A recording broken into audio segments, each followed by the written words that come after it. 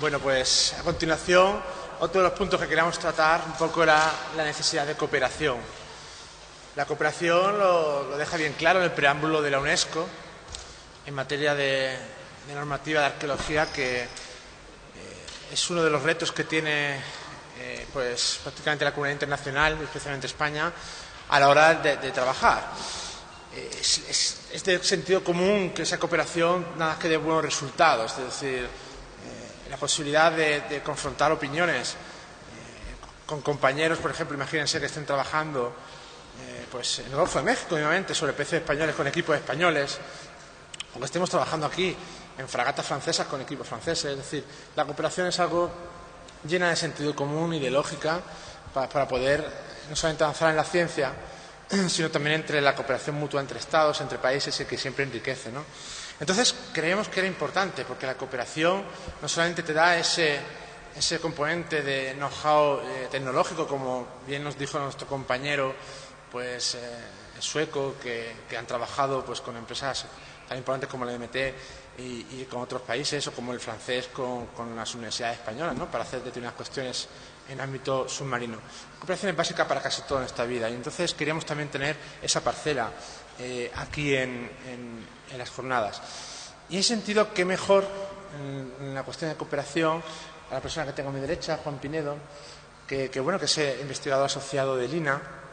El INA es el Institute National Archaeology of Texas, de Texas, y de alguna manera pues es una referencia a nivel internacional en un hemisferio en el cual también tiene mucho que trabajar, y que tienen una amplia tradición de trabajo, especialmente en Europa, con Bass, ¿no?, uno de los arqueólogos pues que son referencia en la disciplina subacuática. Juan Pinedo, tengo el placer de conocerle hace muchos años, amigo, arqueólogo que trabaja desde el sector empresarial para poder precisamente pues hacer cumplir la ley en materia de patrimonio en todas esas obras que muchas veces pues se desarrollan en el ámbito subacuático, y que tienen que estar los arqueólogos precisamente para evitar su destrucción, y que es pues lógicamente consecuencia de ese sector de la sociedad que necesitamos también dignificar, que es el de la arqueología profesional, que muchas veces está totalmente de la mano con las administraciones públicas para trabajar en pos del patrimonio cultural submarino del Estado, y también, tenemos que recordar, es la antítesis de los cazatesoros, porque a nivel de la sociedad muchas veces se confunden términos, ¿no? Juan Pinedo tiene a su espalda muchas excavaciones importantes de este país, y en este caso, en lo que nosotros queríamos tratar, era un tema, pues el que hemos dicho, la cooperación. ¿Qué experiencia ha surgido con el INA, con un investigador español con amplia experiencia en la cuestión subacuática, en una campaña que es el Baja Campana, que es un pez de la antigüedad, pero donde establece por una serie de pautas que creemos que son interesantes para la colación? Yo, Juan, agradecerte de corazón que una vez más esté aquí después de tantos años, compartir jornadas, y estaremos encantados de ver tus resultados de investigación, que ahora nos podrás enseñar.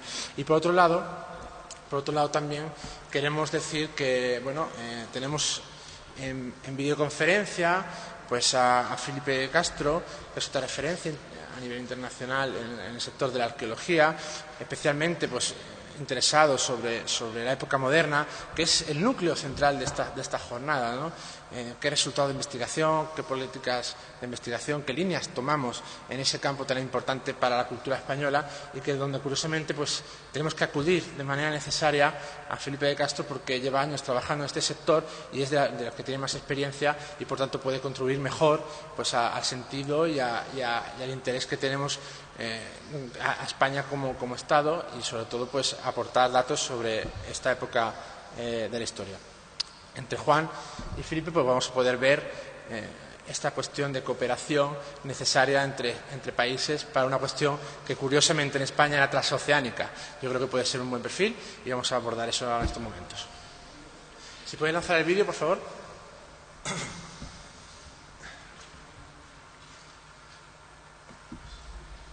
Tenemos con nosotros a Felipe Castro, el arqueólogo de la Universidad de Texas A&M, del INA, que ha querido participar a través de esta videoconferencia en nuestras jornadas La historia que aún debemos contar. Muy buenos días, lo primero. Buenos días, gracias por invitarme, es un honor muy grande y un placer Estás hablar contigo. en Austin, ¿no? Sí, estamos en College Station, que es un pueblito cerca de a una hora y media de Austin. Muy bien. Pues estamos encantados de que puedas estar con nosotros y queremos conversar sobre todo contigo alrededor de la cantidad de proyectos que habéis puesto en marcha en todo el mundo, desde esa universidad, desde allí donde tú trabajas, en un modelo de cooperación internacional que nos interesa muchísimo porque también creemos que es un modelo del cual España está sacando beneficios y debemos contarlo y podría sacar más todavía para ampliar la investigación. Me gustaría entonces primero que nos cuentes cómo concebís ese modelo de investigación en cooperación. Seguro. Nosotros somos 7 profesores aquí en la Texas A&M University y en el programa de arqueología náutica. Y lo que nosotros hacemos, por supuesto, es pues empezar proyectos con colegas nuestros en el mundo. Y lo hemos hecho desde hace 40 años.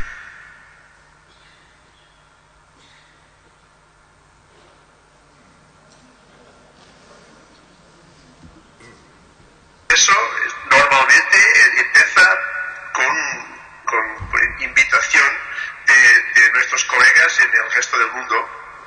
Y una vez que estamos interesados, tenemos alumnos, después ELINA nos puede dar apoyo o no. ELINA es una entidad privada y independiente de la universidad, pero que está asociada a la universidad. Y entonces siempre trabajamos con arqueólogos locales, por supuesto. Sin embargo, hay veces en las que vosotros lideráis el proyecto y otras veces en las que os sumáis o enviáis estudiantes. Me gustaría saber cuál es el criterio que utilizáis para una decisión u otra. Sí, depende más las veces de las becas que tenemos. Y quien tiene el dinero, pues tiene la responsabilidad del proyecto. Y entonces depende del proceso de financiamiento de las excavaciones, si nosotros tenemos más coordinación o menos. Perfecto. Otro aspecto importante de lo que estáis haciendo allí, y sobre todo en lo que tú trabajas desde hace tiempo, es la construcción de modelos que permitan entender cómo se inventaron los navíos de la navegación oceánica, de la Edad Moderna, ¿no? Me gustaría saber un poco hasta qué punto son útiles esos juguetes que construís con afán científico para aportar conocimiento sobre esa época. Sí. Lo que nosotros hacemos es reconstruir actividad humana del pasado baseados en los restos arqueológicos de lo que encontramos. Pero estas reconstrucciones son siempre muy personales y el pasado no existe. El pasado lo hacemos nosotros, cada generación. Y entonces hay que testar que la plausibilidad de nuestras reconstrucciones. Y aquí en el Chip Lab, que ha empezado con Dick Steffi, que hacía modelos de madera, y a veces 1x2 los hacía muy grandes para testar. Pero lo que nosotros hacemos ahora es usar computadores, porque lo hace mucho más deprisa y mucho más barato. Pero es muy importante testar nuestras reconstrucciones contra reconstrucciones de otros técnicos. Yo hice un proyecto en el que hicimos con los mismos datos, 2 grupos, hicimos 2 reconstrucciones sin ver el trabajo de los otros y después comparamos y es muy interesante, se aprende muchísimo. Porque no todo estaba escrito en los planos, había también secretos del oficio, entiendo, ¿no? Claro. Es difícil. ¿Por qué te interesan tanto los barcos de la Edad Moderna, que es uno de los centros de tu atención? Sí, yo creo que, no sé, de estas cosas se gusta o no se gusta, pero yo creo que muy importante ha sido para mí estudiar historia moderna y ibérica. Y cuando he llegado aquí a los Estados Unidos, pues he encontrado un mundo donde la versión de la historia anglosaxónica es muy fuerte y muy romántica. Yo creo que es muy importante pues poner la verdad histórica. Yo no estoy hablando de un un nacionalismo ibérico, pero lo que se pasa es que yo creo que el mundo americano y el mundo inglés, por supuesto, tiene una visión de la historia de los siglos XV, XVI, XVII, que no es basada en factos.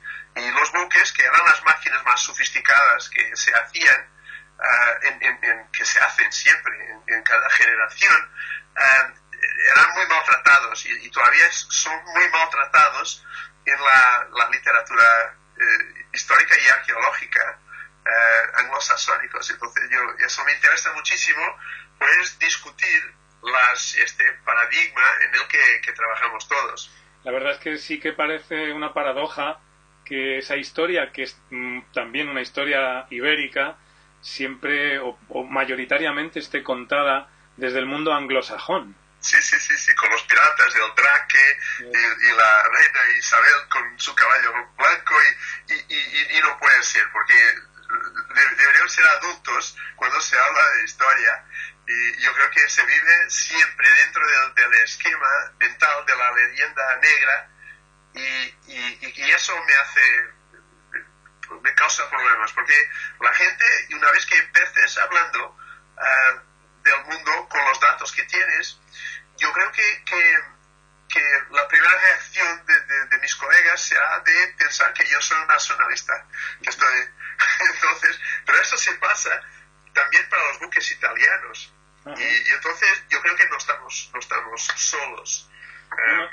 La verdad es que la historiografía anglosajona también tiene ejemplos desde Loomis y otros, hasta Fernández Armesto hace nada, en el que reivindican también el pasado hispánico, vamos a llamarlo así, o ibérico. Y en todo caso, a mí me gustaría entender que tanto desde este lado del Atlántico como desde el lado en el que tú estás, en el norte, pero también en el sur, todos deberíamos reivindicar esto como un pasado americano, es una historia también americana. Claro. Pero no se hace. Yo creo que mucha de la propaganda protestante del siglo XVI todavía sigue siendo repetida por historiadores competentes, pero es que los Estados Unidos son un continente, no son un país, y la gente no habla lenguas. No es muy frecuente que la gente que tengas... No hay muchas Carl Phillips en los Estados Unidos. Hemos tenido un pequeño corte típico de Skype, pero vamos a continuar. Estábamos hablando de la leyenda negra y de la historia que todos compartimos, pero querría volver a lo de los modelos, porque he oído que uno de los proyectos que estáis desarrollando desde Texas quiere ir a la escala real, a construir barcos a la manera antigua, digamos, barcos de la edad moderna, pero en tamaño real y que naveguen. ¿Eso entiendo? Sí, estamos estudiando un grupo de constructores navales brasileños que lo hace en términos como se hacían buques en el siglo XVI. Esta gente ha sido descubierta pues en los años 80 por un americano, John Patrick Sarsfield, que los ha trabajado con ellos, y con una beca grande construyó la Niña, una versión de la Niña de Colón, que está en el film con Gérard Depardieu, el film de Colombo. El de Ridley Scott, creo que era, ¿no? Sí, de Ridley Scott.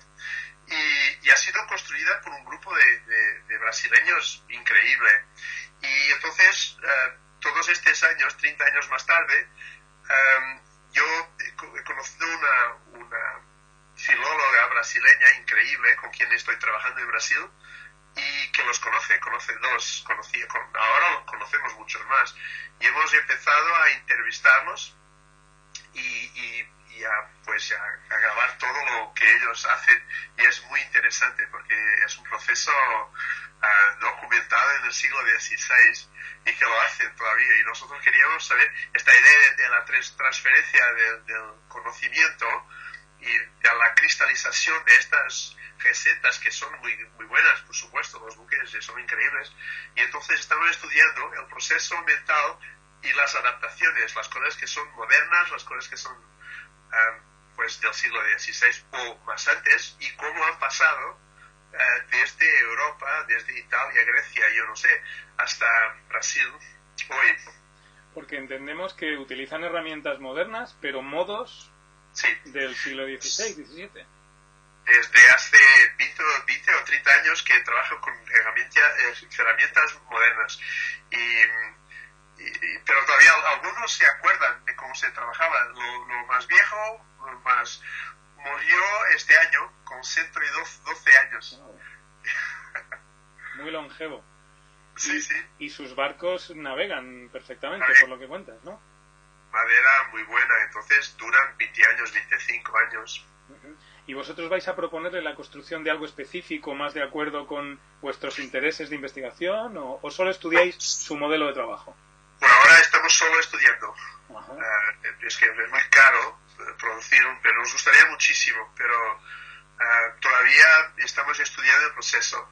Y hay una buena oportunidad para algún sponsor o alguna película que vayan a hacer si quieren ayudar también en algo más científico, ¿no? Sería muy bien. Y podemos tener fe en que su manera de trabajar es fidedigna, valga la redundancia, con lo que se hacía en los astilleros ibéricos.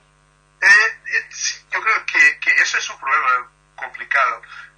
Pero yo estaba hablando con uno de ellos que tiene 86 años y me estaba explicando cómo hace un pequeño pormenor técnico que no está claro en los tratados españoles y portugueses del fin del 16. Y me explicaba, pues lo hacemos así y claro, y me dice que claro, eso es lo que dice el padre Fernando Oliveira en 1580 cuando empieza a describir cómo se hace esta parte y me lo explicó del mismo modo y entonces yo creo que sí que hay un proceso que está cristalizado que es un proceso del siglo XVI y después hay cosas que han aprendido porque ahora venden estos buques a los turistas, entonces necesitan trabajar con arquitectos navales para que hagan todos los papeles y entonces las cosas están cambiando, claro, están siempre cambiando.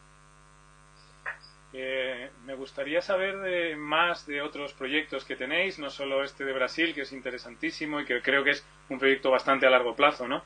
Sí, sí. Pero tenéis ahora mismo en activo proyectos en muchos lugares.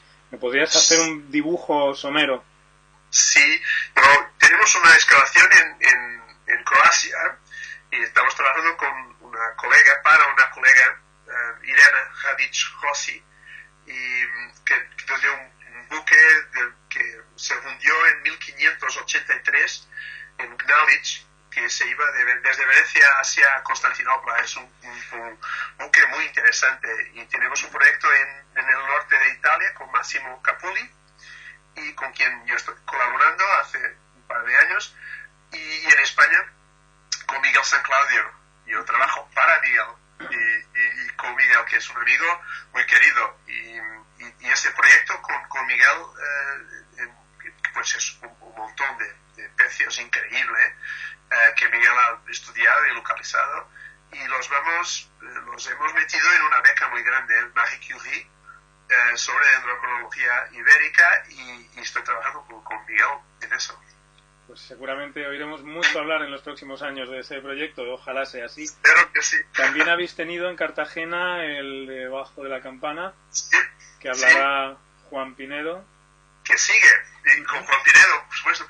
Es que Marc todavía está escribiendo el reporte del pecio fenicio y con 3 españoles que están haciendo tesis de doctorado en España, 2 en España, y sobre este pecio. Y por supuesto el museo está haciendo todo el estudio y la conservación de los artefactos. Juan está haciendo el pecio romano, son 2 pecios en el mismo sitio. Y yo creo que es un proyecto de colaboración muy bueno, un buen ejemplo de un proyecto de colaboración que ha empezado y sigue por 10 años más, yo creo. Todos los materiales que han recuperado pues necesitan mucho estudio, mucha conservación, trabajo de conservación, y es un pecio increíble. 2. Qué maravilla. ¿Se podría decir que la arqueología subacuática ha avanzado tecnológicamente tanto como, bueno, hemos visto en ciencias como la medicina o en la ingeniería espacial. Realmente hay un avance científico que ha sido un salto cualitativo prometedor para el futuro inmediato. Muy grande, yo creo que sí, que la tecnología, los computadores, y aunque el mundo se va en la dirección contraria de la cultura, de la educación, con esta privatización de todo, y hay menos dinero para hacer arqueología. En los Estados Unidos las becas son muy cortas, muy pocas y con mucho espacio entre ellas. Pero la tecnología lo hice fácil y rápido y mucho más barato. Y entonces, para excavar bajo el agua, el proceso está muy simplificado. Si tuvieras que convencer a los responsables de otorgar un poquito de su vida a esas becas, ¿qué beneficios a la sociedad les dirías que tiene esta disciplina?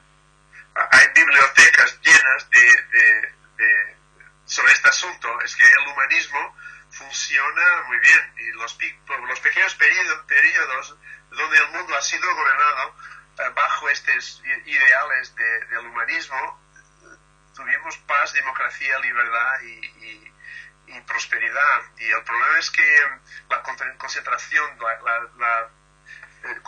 de riqueza destruye la democracia y lo peor es que los intereses de la sociedad no están representados por el Estado. El Estado trabaja cada vez más para una clase muy pequeña. Y el modelo europeo que subsiste, por ejemplo, los alemanes tienen 30 veces más orquestas per cápita que los americanos.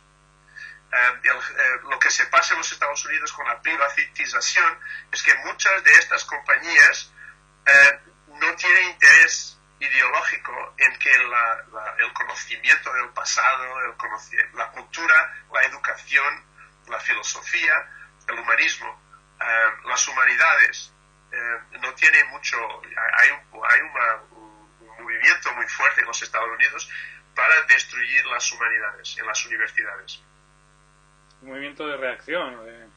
Sí, la gente no quiere. Y yo tengo el presidente de la Universidad de Texas, de UT, nos decía hace un mes que un político prominente aquí en Texas le decía, pero ¿qué haces enseñando a Shakespeare a los alumnos? Que eso no les va a dar empleo, no les va a dar... Le decía que es una pérdida de tiempo y de dinero enseñar Shakespeare a los alumnos texanos. Hay que reivindicar lo inútil. Me gustaría cerrar la conversación soñando un poco. Imagínate que todo esto logramos que avance, que haya mucha cooperación internacional entre países de Iberoamérica, Estados Unidos, España, Portugal. Logramos investigar a fondo, tal vez incluso excavando unos pocos galeones, navíos de Indias. ¿Tú qué crees que aprenderíamos que ahora mismo no sabemos? Que los españoles y los portugueses eran muy organizados, que no se puede tener un imperio sin tener una organización y una máquina burocrática muy sofisticada, y que pues mandar un buque desde Acapulco hacia las Filipinas no es un proyecto trivial que se hace así.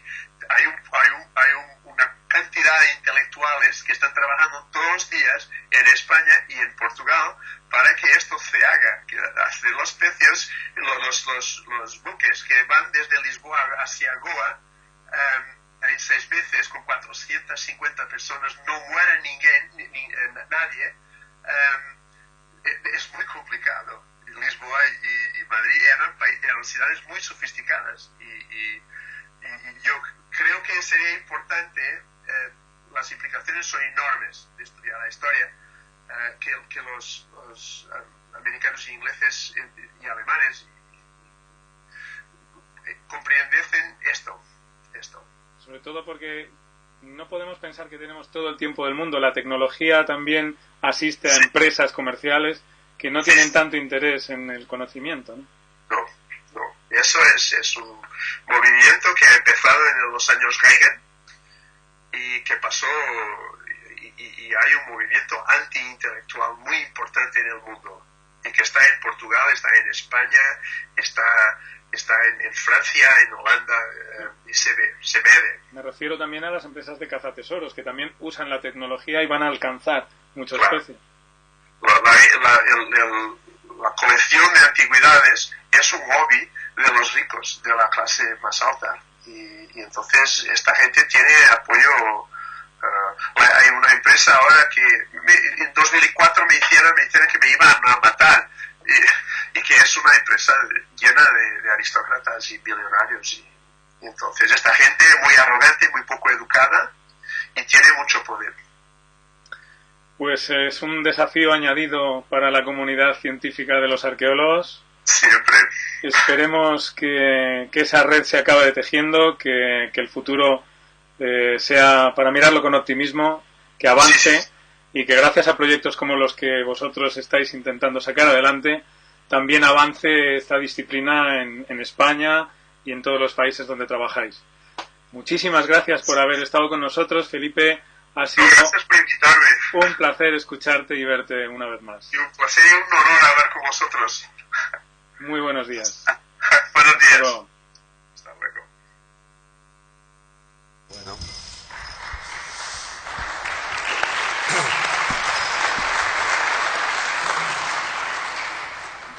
Bueno, lo primero, buenas tardes y agradecer la invitación a participar en estas jornadas. Y la verdad que es una pena que no haya podido venir Filippo porque, como veis, es uno de los grandes arqueólogos, sobre todo de la época de los barcos del Renacimiento y de la época moderna, y es un gran comunicador, sobre todo, y entonces pues hubiéramos aprendido mucho, hubiéramos pasado un rato bastante agradable con él. Bueno, pues el proyecto del Bajo de la Campana se inicia en 2007 a través de mis relaciones con el Instituto de Nautical Archaeology y con el programa de arqueología naval de la Universidad de Texas. Planteamos desde allí hacer un proyecto en España, un proyecto de colaboración que gracias a Dios ha salido adelante. Es uno de los pocos proyectos de colaboración que se han iniciado y se han acabado, en colaboración con el Ministerio de Cultura de España. Y el Ministerio de Cultura de España nos ayudó a través del ARCUA, del Museo Nacional de Arqueología Subacuática de Cartagena. El Instituto de Nautical Archaeology fundamentalmente ponía los medios materiales de dinero para poder hacer el proyecto. Este proyecto no es un proyecto grande de dinero porque es una excavación tradicional, una excavación clásica, es un yacimiento. Y entonces, pues es un proyecto que al año más o menos nos costaba unos 60.000 euros al año el estar 3 meses en la manga del Mar Menor, un equipo de unas 50 personas trabajando. Todos, por supuesto, eran voluntarios, no cobrábamos nadie y lo hacíamos de manera altruista. El Ministerio de Cultura, por su parte, nos apoyó con especie, como por decirlo de alguna manera. Nos apoyó con su embarcación, una Zodiac que tiene el Museo Nacional de Arqueología Marítima, y sobre todo, y lo más importante, con la conservación de los materiales. Todos los materiales que sacábamos del agua iban semanalmente al Museo Nacional de Arqueología Subacuática, y era la única manera de cualquier proyecto de arqueología subacuática necesita tener claramente contemplada la conservación de los materiales, porque si no, no se puede realizar ningún proyecto de arqueología subacuática si no tienes prevista la conservación. Entonces también el Museo Nacional de Arqueología Marítima nos apoyó con restauradores, con un patrón de embarcación, con la embarcación, como digo, y fundamentalmente con la restauración y la conservación de los materiales que todavía, después de que ya han pasado 3 años desde que finalizamos el proyecto, todavía hay muchos materiales, sobre todo los marfiles, que luego vamos a ver, todavía están en proceso de restauración. Este proyecto tampoco se hubiera hecho si no es gracias a la colaboración de los 2 directores que durante este periodo de 2007 a 2011 han estado en el ARCUA, Rafael Azuar y Xavier Nieto, que apoyaron firmemente en el proyecto y lo apoyaron pues todos los años con todo lo que podían. Como digo, este proyecto no es un proyecto como los que hemos visto esta mañana, un proyecto espectacular de de gran tecnología, es un proyecto de arqueología subacuática tradicional. Lo hicimos durante los 3 meses de verano, sobre todo para aprovechar que tanto gente del programa de arqueología náutica de Texas como de todos los países que quisieran pudieran venir a él, tanto estudiantes como profesionales de arqueología. Por el proyecto han pasado más de 100 arqueólogos, restauradores, dibujantes y fotógrafos de prácticamente 20 países.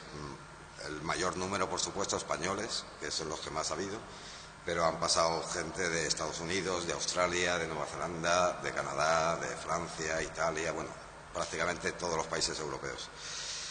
Y realmente ha sido muy gratificante. Algunos de los que estáis aquí habéis estado allí. Ha sido un trabajo muy duro, muy organizado, lo hicimos muy organizado para sacarle el provecho máximo.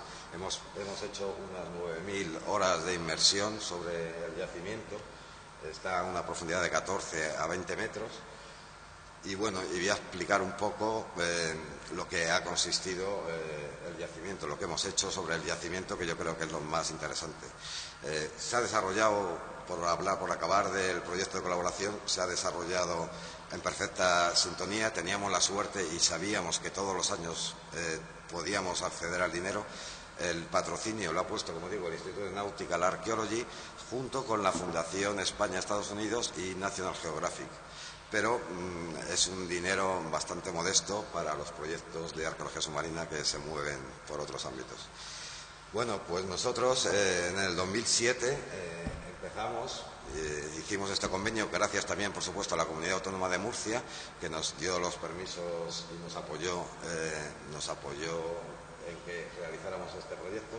Y el proyecto se inició en el 2007 con una primera campaña. Teníamos un plazo previsto de 4 años para realizar esta intervención, pero siempre superditados al primer año. Tendríamos que saber el primer año qué es lo que pasaba para saber si íbamos a seguir más años o no, porque íbamos a intervenir en uno de los yacimientos que ya se conocían, que es el yacimiento del Bajo de la Campana, que está ahí en la manga del Mar Menor, cerca de la Isla Grossa. La Isla Grossa siempre ha sido un referente para las navegaciones, tanto en la antigüedad como hasta el siglo XIX, en el litoral del Mar Menor. Y era un yacimiento que ya se conocía. ¿No se oye? Perdón. Era un yacimiento, como digo, que ya se conocía.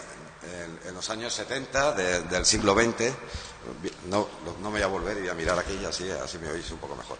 En los años 70 del siglo XX, este yacimiento, dentro de lo que se llamó una serie de campañas de investigación promovidas por el antiguo Patronato de Excavaciones Arqueológicas Submarinas de Cartagena, en un proyecto que se denominó Polígono Submarino de Cabo Palos, se investigaron unos 20 yacimientos en toda la zona del litoral de la Manga del Mar Menor. Uno de esos yacimientos que se investigó fue este del Bajo de la Campana, en el que en una primera instancia se extrajeron 13 colmillos de elefante. Hasta 1988 no se volvió a... Estas intervenciones fueron en los años 70, del 73 al 75. Hasta 1988, el antiguo Museo Nacional de Arqueología Subacuática volvió sobre este yacimiento en una breve campaña en la que tuve la suerte de participar, de 1 mes de duración, en la que volvimos a revisar cómo estaba el yacimiento del Bajo de la Campana. Sabíamos que era un yacimiento múltiple, que es un sitio muy peligroso para la navegación, es un bajo que no vela, que está sumergido y que prácticamente a medio metro de agua ya te lo encuentras. Desde medio metro de agua hasta los 24 metros de profundidad es la piedra, está enorme. Sabíamos que era un yacimiento múltiple, que tendría un barco fenicio, por los materiales que habían sacado en los años 70, y que había 2 barcos romanos también. Ese año, en 1988, iniciamos el proyecto este de 1 mes de duración, y lo que pudimos hacer fue distinguir un poco, bastante bien, para 1 mes solo de campaña, dónde estaban los diferentes yacimientos. Pudimos discernir que el yacimiento fenicio se encontraba al pie del mismo bajo, que uno de los yacimientos romanos del siglo II a.C.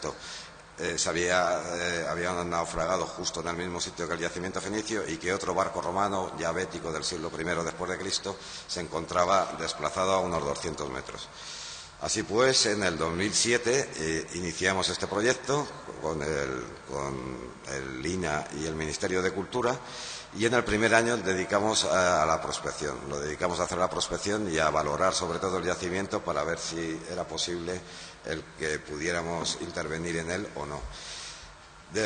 Esto es una vista del Bajo, como veis prácticamente está en superficie. Aquí hay una vista que veis cómo está, prácticamente vela.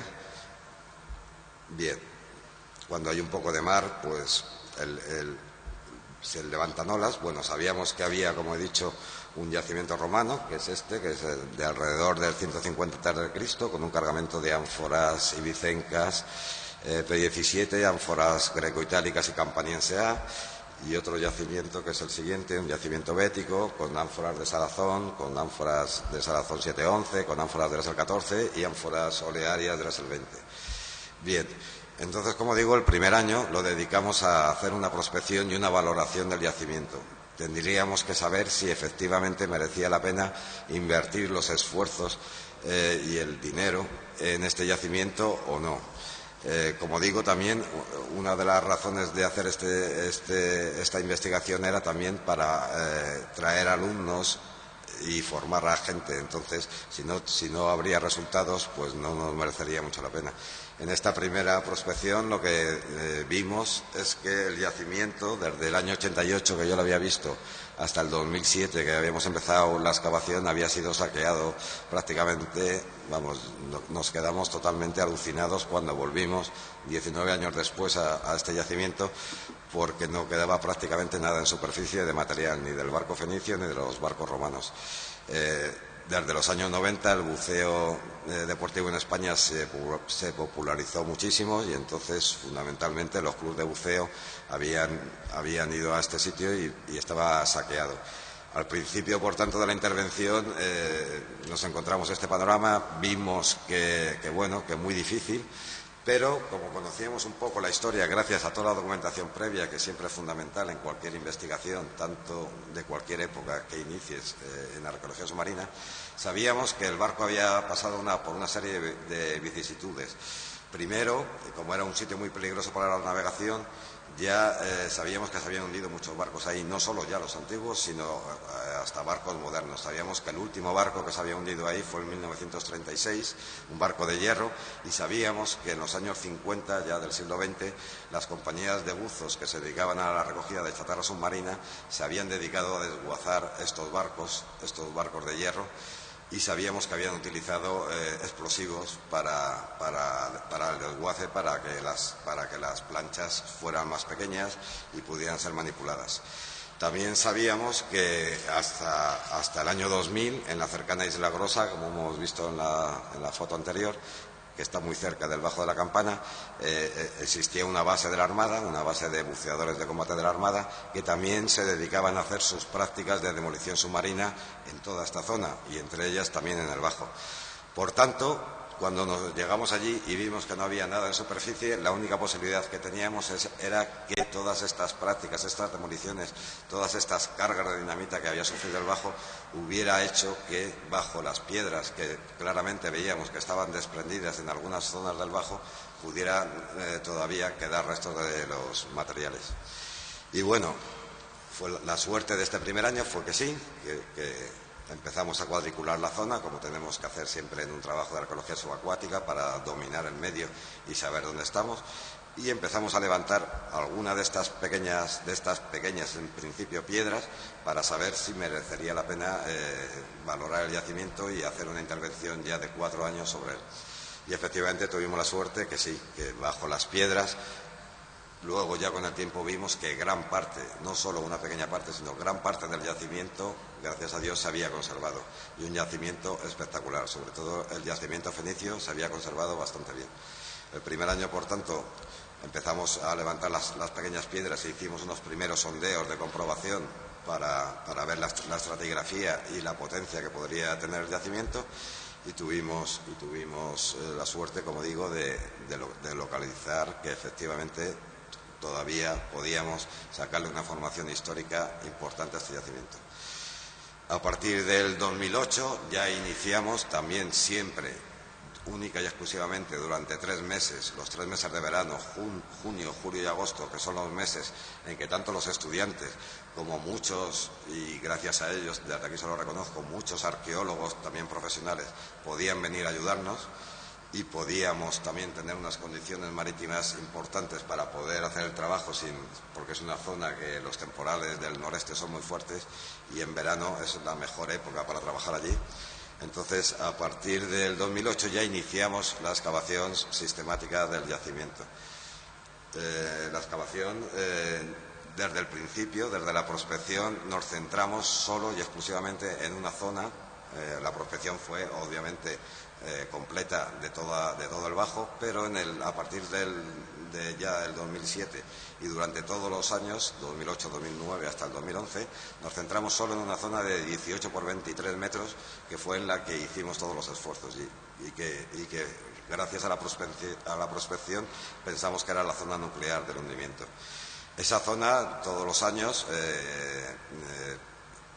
cada año que empezábamos a hacer la excavación, elegíamos la zona en la que íbamos a intervenir, teníamos una planificación de 4 años, sabíamos, pues el 2008 vamos a intervenir en esta zona, 2009 en esta, porque teníamos que levantar año a año todas las piedras que enmascaraban el yacimiento y luego dedicábamos también una semana al final de cada campaña a volver a poner esas piedras, no todas obviamente, algunas piedras en todas las zonas más sensibles que pudieran sufrir todo el tiempo que íbamos a estar fuera del yacimiento, los 7 meses, 8 meses posteriores. Y entonces lo ideal era tener una planificación muy cuidadosa y saber exactamente dónde ibas a trabajar cada año para no hacer un trabajo estéril, ¿no? Aquí, como vemos ya en el 2008, vamos trabajando en algunas de las zonas y vamos quitando algunas de las piedras. El trabajo de quitar las piedras fue el trabajo más exigente y más peligroso al que nos enfrentamos, porque no ya solo estos grandes bloques que sacamos más de 100 grandes piedras de más de 4 toneladas, sino también multitud de pequeñas piedras, piedras que por lo menos las podías coger en cajas. Y a esto le tuvimos que dedicar año tras año, 3 semanas prácticamente se nos iba en quitar las piedras. Aquí veis, pues imaginaros el trabajo, un trabajo muy pesado. Por supuesto, a los alumnos que venían año a año no les poníamos a hacer este trabajo, sobre todo por la peligrosidad de mover estas grandes piedras. Pero bueno, al final todos colaborábamos. Ya desde el principio vimos que justo al pie del Bajo había una gran grieta y había formado una cueva por la sedimentación, y que esa cueva, que estaba totalmente repleta de piedras y de bloques desprendidos por las voladuras, era una de las zonas nucleares de la excavación. Estos trabajos, pues, como digo, fueron muy arduos. Hay algunos vídeos en internet que ha colgado el Instituto de Nautical Archaeology sobre todo esto. Una vez que quitábamos una de las piedras, esta es una de las fotos, por ejemplo, de una piedra de estas de 3 toneladas, 4 toneladas que levantábamos, pues como ven ustedes, fíjense cómo estaba. Estaba totalmente el yacimiento bajo ellas y había una sedimentación de cerca de 1,5 metros en algunos puntos, lo que nos dio la impresión de que efectivamente gran parte del yacimiento se podría encontrar abajo. Toda la documentación la hicimos por medios tradicionales, que era mediante dibujo y fotografía, sobre todo para que los alumnos se aprendiera, y también empezamos a utilizar el sistema de Photomodeler, un sistema que combina la fotografía con el posicionamiento para situar las piezas. Pues como veis, todos los años quitábamos la cuadrícula y poníamos la cuadrícula, teníamos una serie de puntos ceros debajo del agua que nos permitían que todos los años pudiéramos poner exactamente en el mismo sitio los cuadros. Trabajábamos a la vez, como era un equipo muy grande, que es una de las grandes cosas que por lo menos hemos aprendido, a trabajar con grandes equipos de gente. Teníamos a la vez 5 mangas de succión, podían trabajar en el agua simultáneamente 7 personas, hasta 8 personas trabajábamos directamente en el agua, lo que nos daba una agilidad de trabajo muy grande y podíamos en poco tiempo atacar el yacimiento, después de todo el tiempo que teníamos que pasar limpiando las piedras. Aquí hice varias fotos de todo el proceso de excavación. Como ya ven, en 2009 ya se va viendo aquello más limpio de piedras, de como lo vimos en el 2007. Esta tarea era ingrata, hasta decir basta, sobre todo porque sabías que todos los años era el volver a empezar y todos los años teníamos que volver a dejar piedras para evitar el expolio. Gracias a las autoridades, y eso hay que reconocerlo, como era un proyecto conjunto con el Ministerio de Cultura, pues nos ayudaron bastante, sobre todo la Guardia Civil, de evitar, sobre todo, que en los meses en los que no estábamos de invierno se acercara allí la gente. Y hay que decir que en todos estos 5 años de trabajo no hemos sufrido grandes expolios, alguno, pero no grandes expolios de material arqueológico, sobre todo por la riqueza que tiene. Bueno, esto es un 3D de cómo eran las profundidades hasta la zona. Bien. Lo fundamental, ahora vamos a hablar un poco sobre los resultados, que es lo interesante, ¿no?, de hacer una intervención arqueológica. Casi todo el trabajo lo desarrollamos sobre el barco más antiguo, el barco fenicio, que es un barco impresionante. Ya sabíamos por los trabajos de Julio Mas que habían documentado en este yacimiento 13 colmillos de elefante, que es un cargamento en ese momento ya excepcional, porque sabemos que en la antigüedad el marfil se comercializaba, pero no se habían encontrado prácticamente en barcos antiguos cargamentos de marfil, un colmillo y pocos yacimientos más antiguos. Y aquí tuvimos la suerte de que este barco naufragado en el Bajo de la Campana transportaba un gran cargamento de marfil. Bueno, esto ya 2010, 2011, vamos a pasar un poco y vamos a ver los materiales porque si no, no nos va a dar tiempo. Esta es la grieta que digo, que estaba saturada de piedras, que tenía su continuación en la zona baja, que hacía una gran cueva y era donde el material se había metido. Se había metido fruto también de las propias, en la antigüedad ya, de las propias corrientes marinas, había hecho que todo el material se desplazara hacia dentro de esa gran cueva, ¿no? Bueno, vamos a ver si vemos ya materiales arqueológicos. Bien, el cargamento de este barco es un barco que estamos datando a finales del siglo VII a.C. Es un cargamento heterogéneo. Por un lado, lleva materias primas para su comercialización y para su manufactura en talleres especializados, como son los lingotes de estaño que estamos viendo. Hemos documentado 176, me parece, lingotes de estaño completos, más también fragmentos de otros, por lo menos 100 lingotes más. Son lingotes de estaño que están hemisféricos, están hechos en una forma ya para el transporte, pesan 1 kilo más o menos cada uno. El comercio del estaño, aquí veis cómo son con la comparación, por ejemplo, de la mano, que son lingotes pequeños. El comercio del estaño en la antigüedad era también un bien muy precioso. El estaño, hemos analizado algunos de los lingotes. Todavía esta investigación, a pesar de que hemos acabado hace ya 3 años, todavía estamos muy lejos de terminar todo lo que es su estudio, pero algunos de los lingotes, no todos, pero hemos analizado algunos lingotes y proceden de Orense, de Galicia. También, otra de las materias primas que transportaba el barco como cargamento principal son los lingotes de cobre, que son estos lingotes un poco más grandes que los de estaño, de unos 2,5 kilos. Hemos encontrado mucho menos, hemos encontrado solo 13 lingotes completos y restos de unos 20 lingotes más.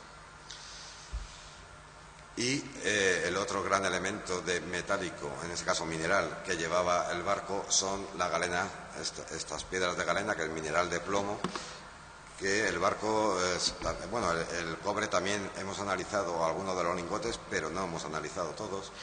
Y el análisis de los lingotes de cobre nos llevan a la zona de Huelva.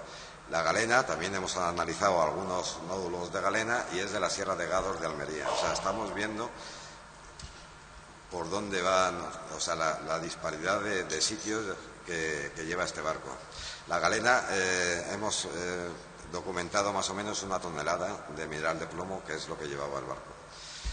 La otra gran materia prima que lleva el barco son estos colmillos de elefante completos. Se conocía ya la existencia de 13 de estos colmillos y hemos tenido la suerte de hallar 50 colmillos más. Y lo bueno todavía es que en los colmillos estos también presentan, en 6 de ellos hemos documentado, presentan escritura en alfabeto fenicio, sobre todo nombres, con un nombre y un antenombre de salutación, solo en 6 de los 50 colmillos. Ya de los 13 que se conocían de Julio Mas también se habían encontrado inscripciones en alfabeto fenicio. Aquí, como veis, muchos de los lingotes, de los colmillos estaban en unas condiciones magníficas, se habían podido encajar entre las piedras antes de la voladura, si no la habían afectado. En cambio, otros estaban en un estado de conservación mucho peor porque les habían caído las piedras encima y teníamos que directamente los restauradores bajo el agua hacerles ya los tratamientos in situ en los colmillos para evitar que se perdieran. Vamos mal de tiempo, ¿no? Bueno, aquí, como veis, directamente ya bajo el agua teníamos que tratarlos, sobre todo vendarlos para evitar que se esfoliaran y que se perdieran por si llevaran alguna inscripción. Muchos de los colmillos vimos que estaban aplastados, también documentamos, como veis, nos aparecieron prácticamente todos en la misma zona.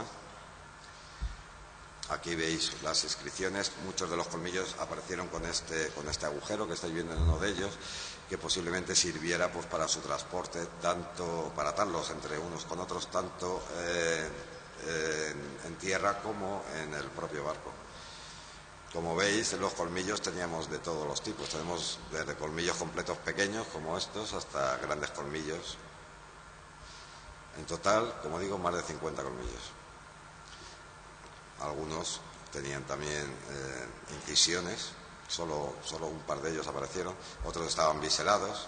Aquí veis un detalle de la inscripción, que por supuesto pues aumenta todavía el valor máximo, aparte de que un cargamento de marfil, como digo, de esta época es único en el mundo.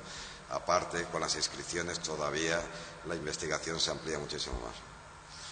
Junto al gran cargamento del barco, que eran los metales y los marfiles, materias primas para su elaboración en talleres especializados, también encontramos un cargamento de cerámica que iba asociada al barco. No es la cerámica la carga principal. En total pensamos que debería de llevar alrededor de 50 ánforas solo. Y hemos encontrado ánforas que son de 3 orígenes. Tenemos ánforas R1, ánforas que son de la zona del Círculo del Estrecho. Esta es una que ya está expuesta en el Museo Nacional de Arqueología Marítima. Algunos de los materiales ya en el 2013 tiene la suerte de que ya los ha podido exponer la dirección del Museo Nacional de Arqueología Marítima y los pueden contemplar ya los visitantes. Tenemos también ánforas de este tipo, ánforas Sagona 2, posiblemente solo tenemos esta, solo hemos encontrado una, posiblemente fuera el ánfora que iba en el barco, es una ánfora de origen chipriota y oriental.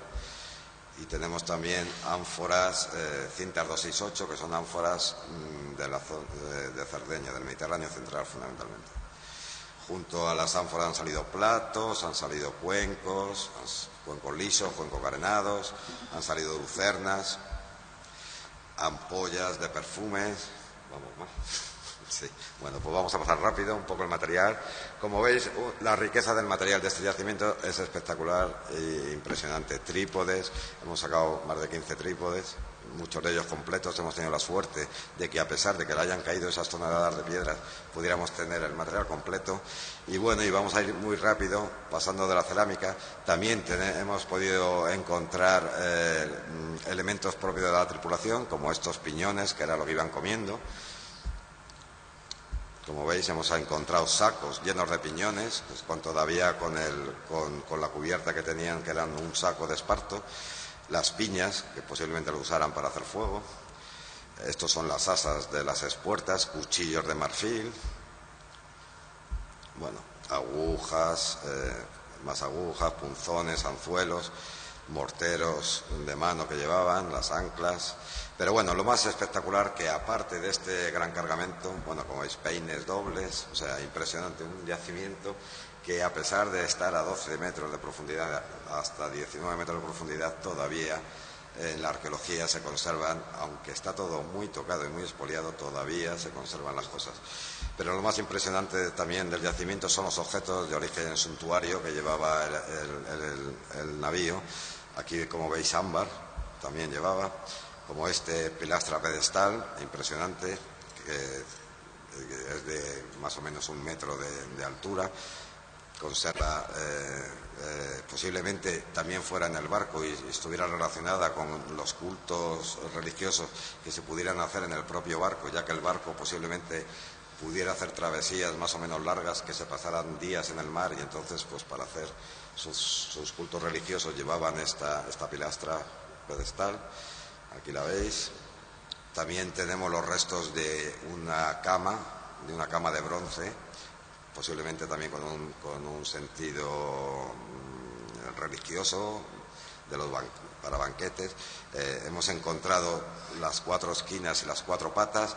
Tenemos este precedente, que es de una tumba de tarros que saquearon los ingleses y se la llevaron al British Museum. Solo queda esta. Nosotros, por gracias, tenemos las 4 esquinas. Estas son las patas, los rayos X. Ahora mismo la cama ya está restaurada, ya está expuesta en el Arqua, y esta es la interpretación que damos de cómo sería el conjunto. También asociado a la cama apareció este antebrazo de bronce con una flor de loto invertida. Bueno, quema perfumes de bronce.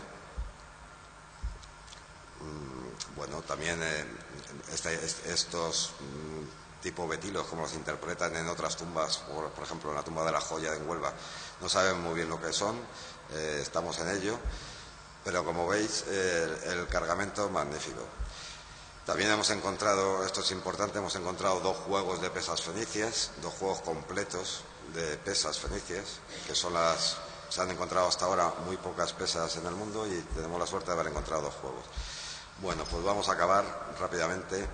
Y lo único que decir es que, bueno, que a través de convenios internacionales y a través y no es tan cara la arqueología submarina, podemos hacer grandes trabajos, y espero que poco a poco España sigamos con esta línea, tanto de convenio para trabajar aquí como para trabajar fuera. Muchas gracias.